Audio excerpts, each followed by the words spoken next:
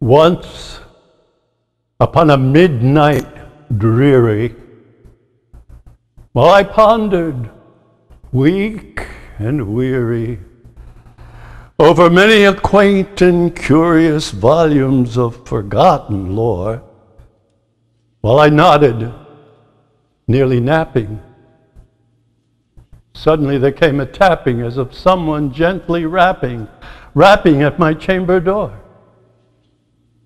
"'Tis some visitor," I muttered, rapping at my chamber door. Only this and nothing more. Distinctly I remember, it was in the bleak December, and each separate dying ember wrought its ghost upon the floor. Eagerly I wished the morrow, vainly I had sought to borrow from my books surcease of sorrow. Sorrow for my lost Lenore, for the rare and radiant maiden whom the angels named Lenore, nameless here forevermore.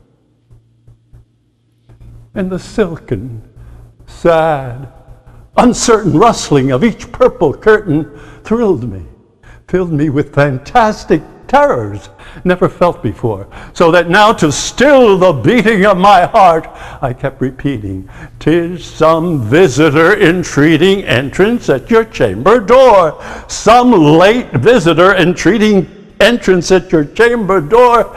This is it and nothing more." Presently, my soul grew stronger, hesitating then no longer. "Sir," I said, or "Madam, truly your forgiveness I implore, but the fact is I was napping, and so gently you came tapping, and so faintly you came rapping, that I scarce was sure I heard you. Here I open wide the door." Darkness there, and nothing more. Deep within the darkness peering, long I stood there, wondering, fearing, doubting, dreaming dreams no mortal ever dared dream before. But the silence was unbroken, and the stillness gave no token, and the only word there spoken was the whispered word, "Lenore."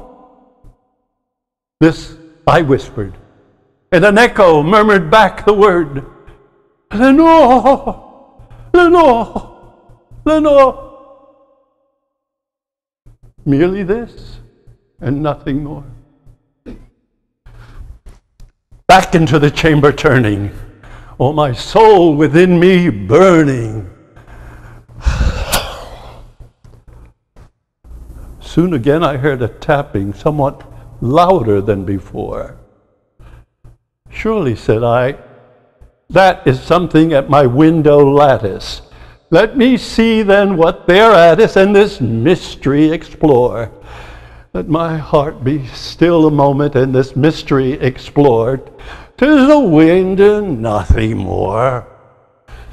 Open then I flung the shutter, when, with many a flirt and flutter, in there stepped a stately raven of the sainted days of yore. Not the least obeisance made he, not a minute stopped or stayed he, but with mien of lord or lady, perched above my chamber door, perched upon a bust palace just above my chamber door, perched and sat, and nothing more. Then this ebony bird beguiling my sad fancy into smiling by the grave and stern decorum of the countenance it wore. "Though thy crest be shorn and shaven, thou," I said, "art sure no craven, ghastly, grim, and ancient raven, wandering on the nightly shore. Tell me what thy lordly name is on the night's Plutonian shore." quoth the raven, nevermore. Much I marveled this ungainly fowl to hear discoursed so plainly. Though his answer little meaning, little relevance he bore, for we cannot help agreeing that no living human being ever yet was blessed with seeing bird above his chamber door, bird or beast upon a sculptured bust with such a name as nevermore. But that raven still sitting lonely on that placid bust spoke only that one word, as if his soul in that one word he did outpour. Nothing further than he uttered, not a feather than he fluttered, till I scarcely more than muttered, other friends have flown before. On the morrow he will leave me as my hopes have flown before. Quoth the raven, nevermore. Startled at the stillness broken by reply so aptly spoken. Doubtless, said I, what it utters is its only stock and store, caught from some unhappy master, whom unmerciful disaster followed fast and followed faster, until his songs one burden bore, until the dirges of his hope one melancholy burden bore, of never, nevermore. But this raven still beguiling my sad fancy into smiling, straight I wheeled a cushioned seat in front of bird and beast and door. Then upon the velvet sinking, I betook myself to linking fancy unto fancy, wondering what this ominous bird of yore, this grim, ungainly, ghastly, gaunt, and ominous bird of yore meant in croaking nevermore. This and more I sat engaged in guessing, but no syllable expressing to that fowl whose fiery eyes now burnt into my bosom's core. This and more I sat divining, with my head at ease reclining on the cushion's velvet lining, with the lamplight gloating o'er, and whose velvet violet lining, with the lamplight gloating o'er, she shall press nevermore.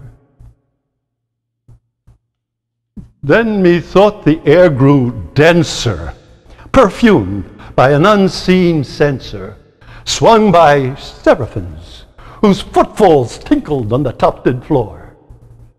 Wretch, I cried, thy God hath lent thee, by the angels he has sent thee respite. Respite in the plenty from the memories of Lenore. Quaff this kind of plenty, and forget your lost Lenore, quoth the raven, nevermore. Prophet, said I.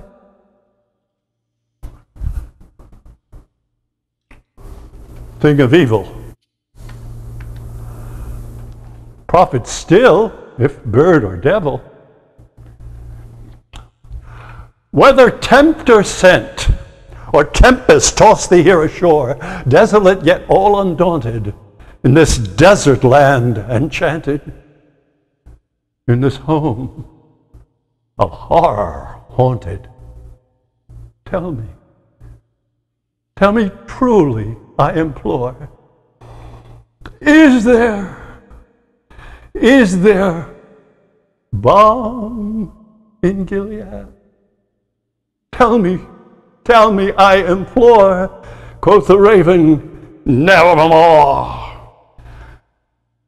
Prophet, said I, thing of evil, prophet still, if bird or devil, by the heavens that bend above, by the gods we both adore, tell this soul with sorrow laden, if within the distant Aden it shall clasp that sainted maiden whom the angels named Lenore, clasp that rare, and radiant maiden whom the angels name Lenore.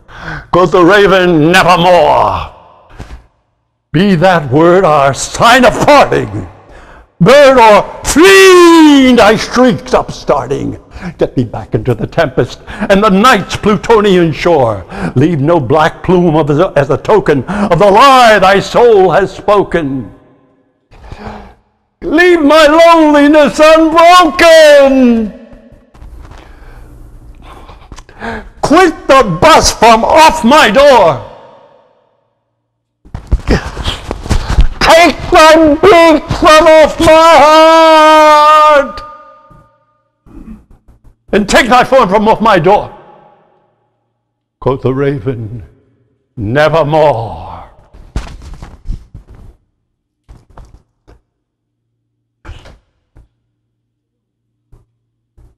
And the raven, never flitting, still is sitting on that pallid bust of Pallas just above my chamber door. And his eyes have all the seeming of a demon that is dreaming, and the lamplight o'er him streaming casts its shadow on the floor.